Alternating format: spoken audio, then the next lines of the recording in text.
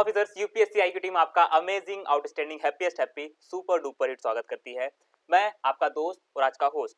इस वीडियो को शुरू करने से पहले आपको एक बात क्लियर कर देना चाहता हूं कि अगर आपको गुड बनना है, तो आपको बहुत सारा नॉलेज गेन करने की जरूरत है। लेकिन अगर आपको ग्रेट बनना है ना, तो आपको सिर्फ नॉलेज गेन नहीं करना है, उस नॉलेज को इंप्लीमेंट करना है। Start implementing that knowledge in your daily life. लेकिन I am telling you secret here, अगर आपको सिर्फ गुड नहीं बनना है, सिर्फ ग्रेट नहीं बनना है, ग्रेटेस्ट पर्सनालिटी बनना है, तो इस वीडियो में जो एटीट्यूड आपको देने जा रहा हूं ना, ये एटीट्यूड आज यहाँ से लेके जाना। It will definitely help you to become a great personality in your life. देखिए, मैं नहीं जानता कि आप यूपीएससी को लेकर कितना सीरियस हैं।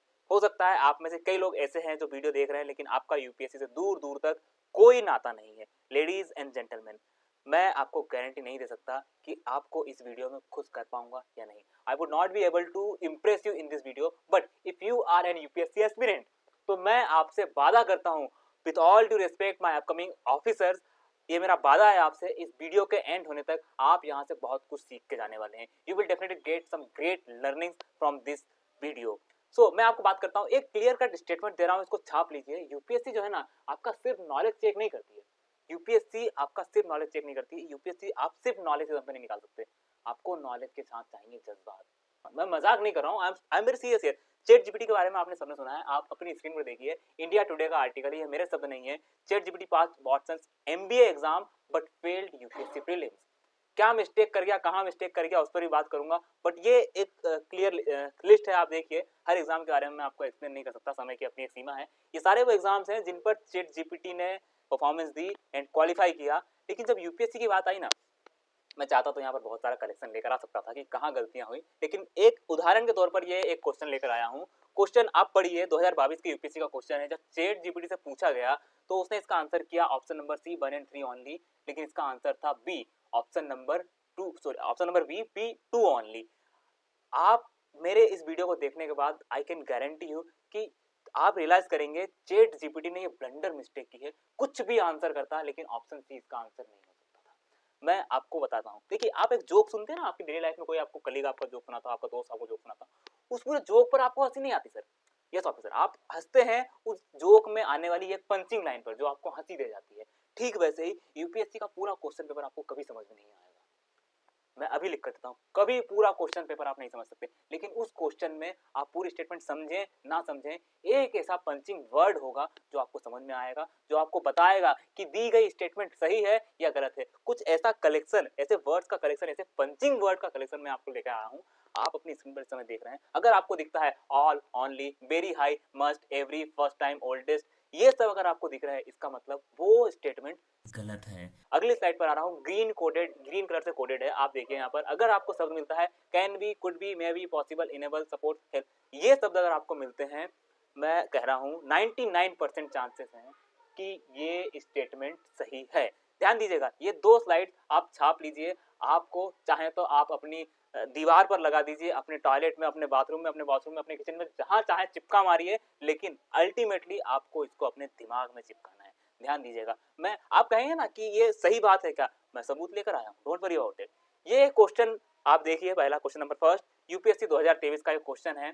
जिनको मशरूम के बारे में जिन्होंने पढ़ रखा हो, जिनको अगर नॉलेज है, तो उन्हें ये क्वेश्चन पढ़ने दीजिए। मैंने नहीं पढ़ा, टू बी ऑनेस्ट, मुझे नहीं पता कि स्टेटमेंट सही है या गलत, but I will use my own principle here. यहाँ पर पंचिंग वर्ड फाइंड कीजिए, जल्दी फाइंड कीजिए। पहली statement some, second statement some, third statement some, fourth statement start with some. It simply means मैं तीनों में, चारों स्टेटमेंट में सिर्फ अपना पंचिंग वर्ड फाइंड करूंगा और डिक्लेयर कर दूंगा कि option number D will be the correct answer of this question.